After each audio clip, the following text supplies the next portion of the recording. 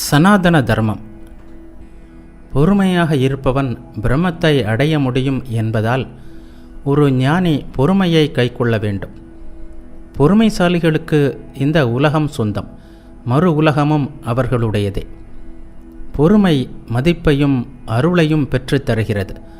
பொறுமையால் கோபத்தை வெற்றி கொள்ளும் மனிதர்கள் உயர்ந்த உலகங்களை அடைவார்கள். அறத்தின்படியான நன்மையான சடங்குகளை செய்பவர்கள் மற்ற உலகங்களை அடைவார்கள்.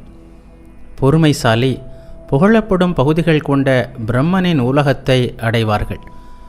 பலசாலிகளின் பலமே பொறுமை. பொறுமையே வேள்வி, பொறுமையே மன அமைதி. பொறுமையே பிரம்மம், பொறுமையே உண்மை.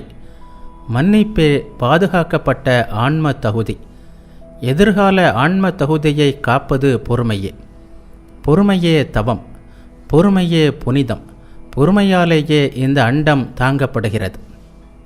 கோபத்தை வெல்பவனே ஞானி, அவனே பலவான். கோபத்தை வெல்லும் சக்தி படைத்த மனிதன் மகிழ்ச்சி நிறைந்த இன்பகரமான சொர்க்கத்திற்கு சொந்தக்காரன் ஆவான். அதே வேளையில் கோபம் கொண்ட மனிதன் முட்டாள் என்று அழைக்கப்பட்டு இவ்வுலகிலும் மறு உலகிலும் அழிவை சந்திக்கிறான். உயிர்களின் பிறப்பு சமாதானத்தால் ஏற்படுகிறது. மன்னர்களும் கோபத்திற்கு தங்களை ஒப்பு கொடுத்தால் குடிமக்கள் விரைவில் அழிவை சந்திப்பர். ஆகையால் கோபம் மக்களின் அழிவுக்கும் துயரத்திற்கும் காரணமாகும்.